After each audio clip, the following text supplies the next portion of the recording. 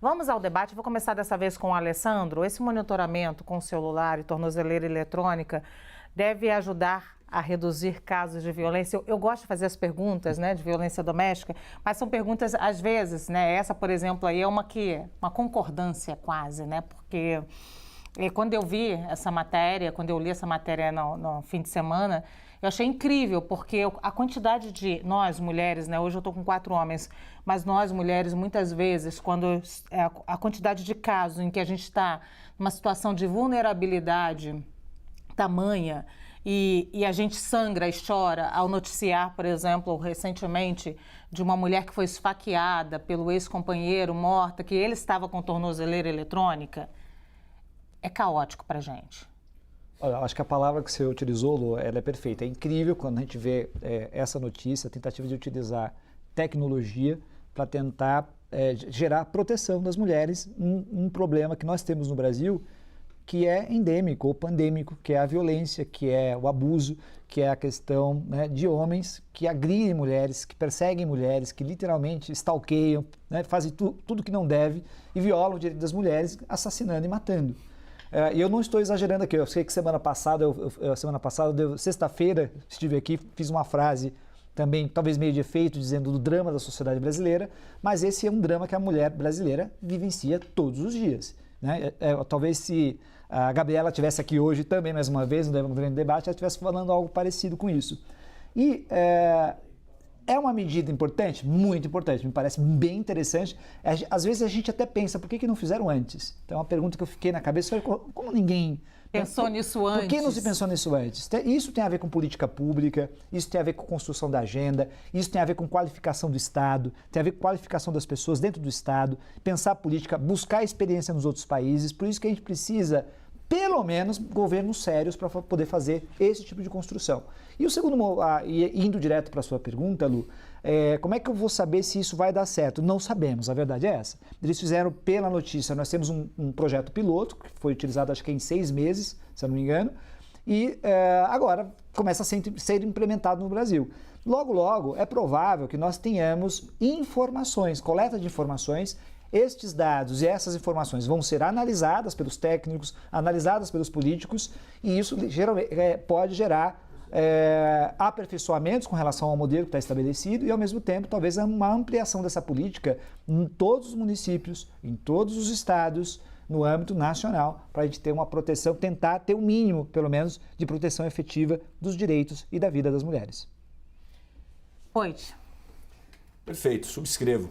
Doutor Alessandro, né? Utilizando a palavra que eu vi no primeiro bloco do grande debate, Zé Eduardo subscrevendo integralmente uma fala Você da viu Coppola. isso? Que inédito, que inusitado? Óbvio que o assunto era assunto muito delicado, né? A gente falava sobre esse episódio horrível, né? Do juiz que mandou tirar o advogado ali, um negócio muito lamentável. Mas esse tema eu acredito que todos iremos subscrever também as falas aqui. Trago adicionalmente, Lu, e telespectadores da CNN, outras iniciativas que vão de encontro a isso daí para ajudar a coibir, né? A gente tem que tentar prevenir, mas se acontecer algum caso de violência, punir e afastar esse agressor da mulher. Lembrei, a hora que eu estava lendo essa notícia, do caso de um aplicativo da Magalu, por exemplo, acho que pode citar, porque é meritório, né? De um aplicativo de compras, e outras empresas podem ter também, que no meio do aplicativo de compra online, você pode apertar um botão de pânico. Porque muitas vezes a mulher, aliás, vale reforçar o 180 aqui, gente, que é o número que você liga para denunciar alguma agressão, ligado ao governo federal, ao Ministério de Direitos Humanos. Em 2020 foi criado um chat, quando era o Ministério da Mulher, da Família e dos Direitos Humanos, mais 180 para você ligar e denunciar. Mas às vezes a mulher não consegue pegar o telefone para ligar.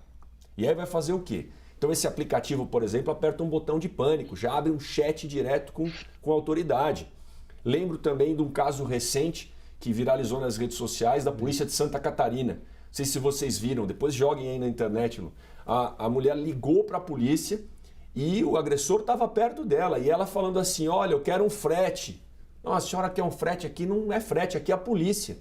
Não, mas eu preciso de um frete. Aí a policial muito habilidosa. Não, a policial mulher também. A senhora está sendo agredida? Tô aqui. Qual que é o endereço do frete, então? O endereço do frete é tal endereço. Vocês vão demorar quanto para chegar o frete? Sim. Olha isso.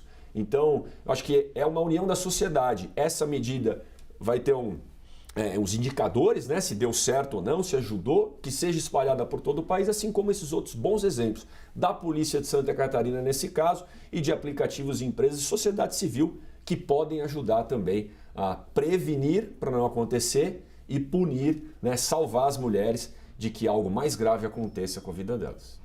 Muito bem, eu vou aproveitar de novo que eu estou cercada de homens e falar, Flávio, eu não sei se você estava aqui no dia da minha provocação, mas o Poit estava, eu me lembro, e Alessandro também, quando eu falei a necessidade de os homens entrarem, usarem as suas redes e falarem mais sobre esses assuntos de violência contra a mulher e assuntos delicados para as mulheres também. Vou aproveitar e repetir esse apelo.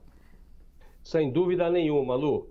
Eu tenho falado muito sobre isso, porque como advogado eu atuo na Comissão Interamericana de Direitos Humanos em casos de violência institucional contra a mulher. Então, todos nós, homens, somos responsáveis por mudar este quadro. Aliás, o Poit coloca agora uma expressão muito feliz, a união da sociedade. Veja, este projeto piloto é um fio de esperança. Por que é um fio de esperança? Porque o timing dos processos judiciais não é o mesmo timing da vida real. Enquanto o processo está correndo, a mulher vitimada e a sua família, os filhos, etc., estão sofrendo ameaças. Então, neste sentido, se vier a dar certo, e o Alessandro também observou isso, caso venha a dar certo este projeto, ele elevará a respeitabilidade ao próprio sistema judiciário. Em segundo lugar, tornará concreto uma bandeira que nós temos falado aqui, o uso da tecnologia e da inteligência na preservação dos direitos fundamentais, seja na violência policial, seja na violência doméstica, é muito importante. E num terceiro ponto, e aliás esse é o ponto prioritário, garantirá a integridade física, mental, moral e espiritual da vítima, porque esta é a prioridade. Então, me parece que é um projeto que, de certa maneira, pode representar algo que todos nós desejamos em vários setores da segurança pública, que é o uso da tecnologia, da inteligência e o uso do tempo a favor da vítima. Então, e realmente, todos os homens são responsáveis por mudar este quadro na sociedade brasileira. Até porque não conhecem a experiência, Alexis, de viver sob o medo constante, né? Que é isso que as mulheres vivem, né? Quando elas estão sob ameaça. E aí, toda vez que a gente noticia, não, esse homem ela tinha uma medida protetiva, esse homem estava com tornozeleira, mas ele conseguiu invadir minha casa, invadir a casa da ex-mulher e matá-la. Todas as outras mulheres que estão vivendo situações semelhantes não conseguem dormir, não conseguem trabalhar, não conseguem viver, não conseguem ter dignidade. Lu, o que eu acho interessante dessa tecnologia, e eu acho que a inovação dessa tecnologia, é esse pré-aviso, essa coisa just in time que o aplicativo, né, essa tornozeleira provoca, enviando uma mensagem no celular da pessoa que não quer ter a presença desse homem, né, desse agressor, e também a poder avisar a polícia mais perto se houver reincidência. Quer dizer, a gente consegue antever o problema e não deixar acontecer para depois lamentar e falar assim, mas ele matou mesmo estando com uma tornozeleira. Desculpa, grande porcaria, quer dizer, não resolveu absolutamente nada do que a gente tinha como intenção. Então, temos eficácia e eficiência nessa solução. Eu acho que é uma solução muito bacana. A única coisa que a gente tem que somar aí, que eu acho que falta, é talvez um agressor que sabe que, estando próximo, vai toda hora tocar o alarme, ficar fazendo um certo terrorismo e está sempre se aproximando e toca aquele alarme, ele não chega próximo o suficiente para agredir, mas fica gerando um ambiente de pânico. Esse também teria que ter alguma medida protetiva ou uma medida mais assim, enérgica para evitar que ele fique fazendo esse tipo de terrorzinho. Porque você imagina a pessoa também com o celular toda hora, aí o cara tá perto, meu Deus do céu, a mulher vai ficar sem vida, ela vai ficar sob eterna atenção. Eterna atenção é mais ou menos o que elas já vivem, né? As mulheres que são vítimas de violência, que estão nesse alvo e ficam sem vida, olhando para trás mesmo, olhando para o lado e sempre na iminência de talvez sofrer uma violência.